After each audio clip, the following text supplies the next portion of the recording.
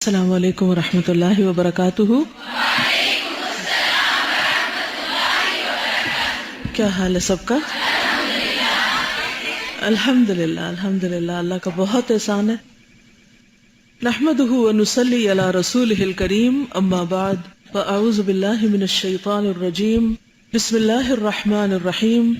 رب اشرح لی صدری ویسر لی امری واحلل عقدۃ من لسانی یفقہوا قولی۔ فصل 88۔ لواطت کو مساحقت پر قیاس کرنا درست نہیں۔ مساحقت کیا ہے؟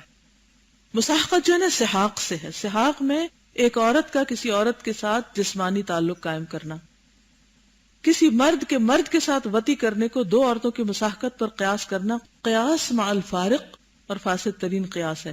یعنی اگر دو عورتیں ایسا کوئی کام کریں تو ان کے اوپر حد قتل نہیں ہوگی لیکن تعذیب ہو سکتی۔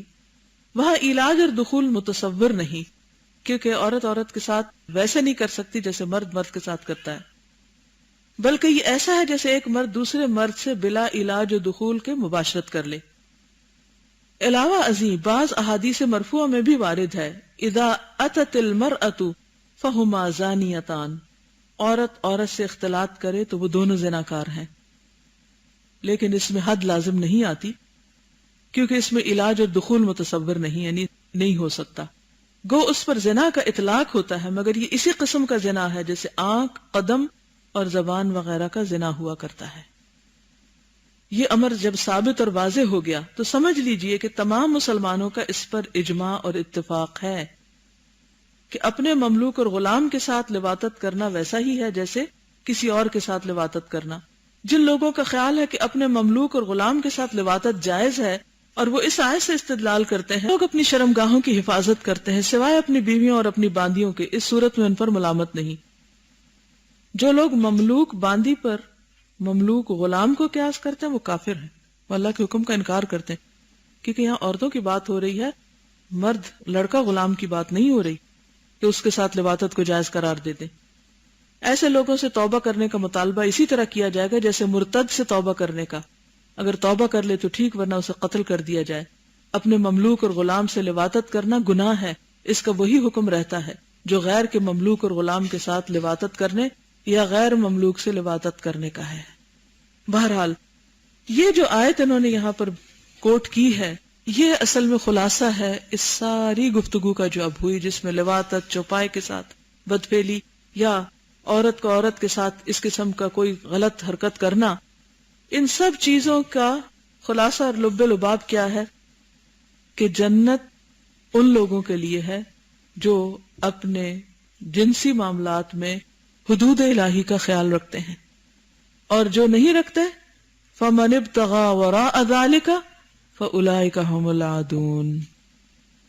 تو جذبات کی تسکین کسی بھی غیر فطری، حرام، ناجائز، مشکوک طریقے سے کرنا سخت ناپسندیدہ ہے۔ صرف ناپسندیدہ ہی نہیں، ایک بہت بڑا گناہ ہے جس پر انسان کے اوپر دنیا میں بھی وبال آتا ہے اور آخرت میں بھی۔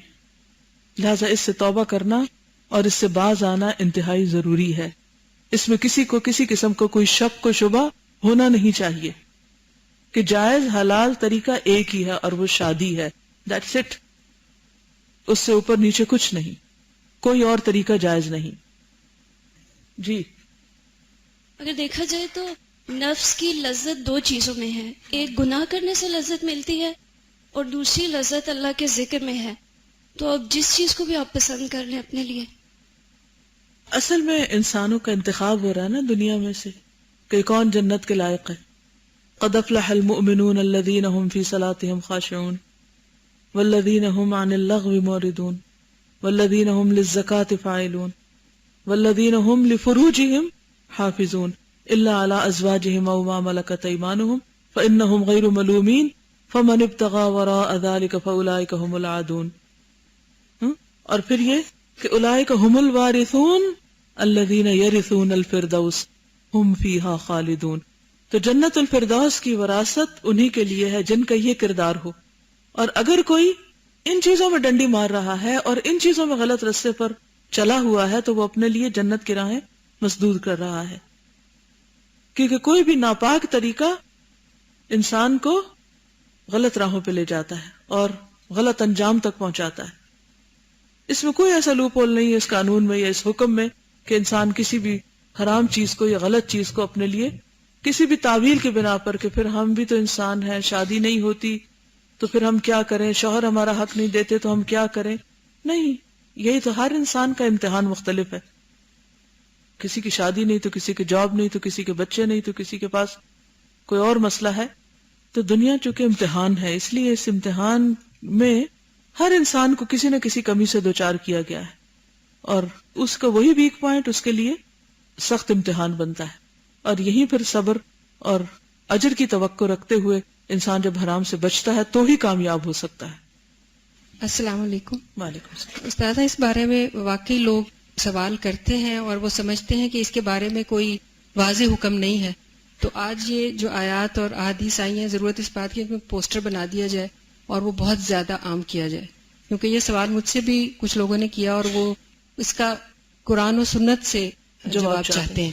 تو آپ ایسے کریے, آیات ہمیں لوط کی اس پہ لائیے اور پھر اس کے بعد باقی چیزوں کو جمع کر دیجئے تو انشاءاللہ عام افادے کے لیے, تاکہ لوگوں کو کم از کم پتہ تو ہو. یعنی صرف چند لمحوں یا ٹوٹل انسان اس سارے اگر اس کو کاؤنٹ بھی کرے تو آپ دیکھیں کہ زیادہ زیادہ پوری زندگی میں کتنے گھنٹوں یا کتنے لمحوں کی لذت ہوگی, اور اس کے مقابلے میں جو سزا ہے اور جو عذاب ہے اور تکلیف ہے وہ کتنا دور رس ہے. یعنی انسان سوچے کہ اللہ تعالیٰ کیا اپنی جنت کے لیے ناپاک لوگوں کو منتخب کرے گا, بے حیا لوگوں کو منتخب کرے گا, اس کی حدود توڑنے والوں کو منتخب کرے گا, تو کیا توبہ نہیں کر لینی چاہیے؟ آپ بتائیے. ایک تو جیسے بات ہو رہی ہے نا یہاں پر کہ ایک ہم بعض پردے کو ایک بڑے کانسیپٹ میں دیکھتے ہیں, مرد عورت کی بات آ رہی ہوتی ہے, لیکن یہاں پر تھوڑا مسئلہ یہ ہے کہ عورتیں عورتوں سے بھی شرم و حیا نہیں کرتی, مرد مردوں سے نہیں کرتے, جس کی وجہ سے یہ پرابلم بھی آتا ہے. عورتیں عورتوں سے سمجھتی ہیں کہ شاید ہمارا پردہ نہیں ہے اور شاید ہم گفتگو میں بھی اگر تھوڑا سا لوز کر جائیں ٹاک کو تو اتنا کوئی وہ نہیں ہے. تو یہ بھی ایک اہم سبب بنتا ہے اس چیز کا.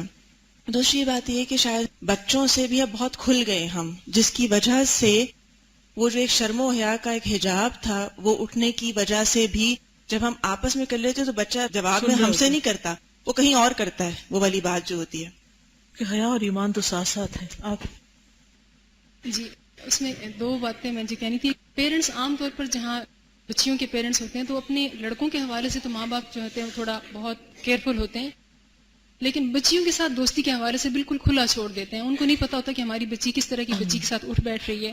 اسی طرح لڑکوں کا معاملہ ہوتا ہے تو مائیں جو ہیں وہ کہتے ہیں دوست آیا تمہارا, اور اس کو لے کے وہ جہاں جس طرح جیسے بیٹھے ان کی کردار اور اخلاق کے متعلق کوئی انویسٹیگیشن نہیں ہوتی اور کوئی فکر ہی نہیں ہوتی اس کا دوست ہے اور اس کو لے گیا.